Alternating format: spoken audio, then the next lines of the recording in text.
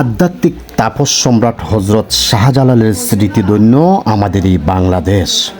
নদীমাতৃক এই বাংলা শুধু নদী আর সবুজই নয়, বরং এই বাংলা মায়ের মাটি গড়ে তুলেছে আধ্যাত্মিক মানুষদের, যারা নীরবে বেঁচে থেকেও হৃদয়ে অমর হয়ে আছেন যুগ যুগ ধরে। আমাদের দেশ গায়ের মাটি, যেখানে গুণী মানুষ জন্মায় আর নীরবে মানুষের মনে জায়গা করে নেয়। মফস্বলের এই নিবৃত্ত পল্লীতেও শত বছর আগে ছিলেন এমনই এক দরবেশ, যাকে সবাই চিনত সহজ সরল গেয়েও একজন সাধারণ মানুষ হিসাবে, যিনি শত বছর আগে মানুষের ভালোবাসায় গড়ে তুলেছিলেন নিজের পরিচয়। তিনি কিছুই বলতে চাননি, নিবৃত্তে কাটিয়ে গেছেন নির্লোভ আর সাদামাটা জীবন, আর এই সহজ সরল জীবন থেকেই গড়ে তুলেছিলেন নিজের পরিচয়। ব্যতীতের অন্তরের সান্ত্বনা আর ভরসা জোগানোই ছিল তার সাধনা। মানুষ আজও স্মরণ করে তার কিছু কারামতের কথা। সাধারণ মানুষ তার সংস্পর্শে কিছুটা শান্তি আর স্বস্তির ছোঁয়া পেত। মফস্বলের পল্লীতে বেড়ে ওঠা তিনি নিজেকে কখনোই বড় করে দেখেননি, কারণ প্রকৃত দরবেশ পরিচয় নামে নয়, মানুষের অন্তরে রেখে যাওয়া আলো।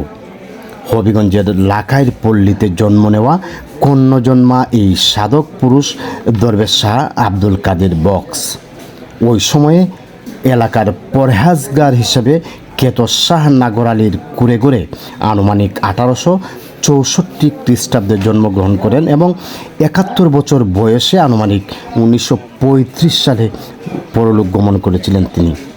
স্থানীয়দের কাছ থেকে এবং তার স্মরণে প্রকাশিত পাণ্ডুলিপিতে উল্লিখিত তার নামাজে জানাজা বিষয়ক সহ বেশ কিছু চমকপ্রদ কারামতের মধ্যে একটি কারামত আজও লোকমুখে ব্যাপক পরিশ্রুত, যা জনসম্মুখে প্রকাশের আলোচনায় আসে। উল্লেখিত ঘটনাটি ছিল এমন যে একদিন তার পিতা তার জন্য হাওরের মাঠে খাবার নিয়ে যাওয়ার কথা ছিল। তিনি ওই দিন ভাত তরকারি হাতে করে নিয়ে পিতার সম্মুখে হাজির হলেন। এক পর্যায়ে পিতা নাগর আলীর সন্তান আব্দুল কাদের বক্সকে হুক্কার উপকরণ অর্থাৎ টিক্কা বা আংরা জাতীয় উপকরণ তামাকের জন্য এনেছেন কিনা জানতে চাইলেন। তিনি তার মাথায় রাখা জ্বলন্ত টিক্কা অর্থাৎ আঙ্গার বের করে বাবার সামনে তুলে ধরেছিলেন।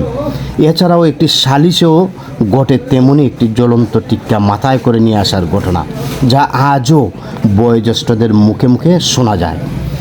আজ থেকে কয়েক যুগ আগে তিনি ইহলোক ত্যাগ করলেও এই পল্লীর মাটি বাতাস আর বিশ্বাসে আজও বেঁচে আছেন সেই দরবেশ।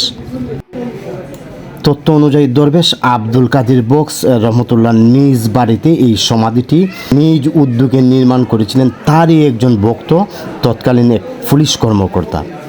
ভিডিও চিত্রটি তার অলৌকিকতার প্রদর্শন নয়, বরং এটি একজন নীরব সাধক পুরুষের প্রতি শ্রদ্ধা, গায়ের মানুষের মনে বেঁচে থাকা এক নীরব সাধকের কথা।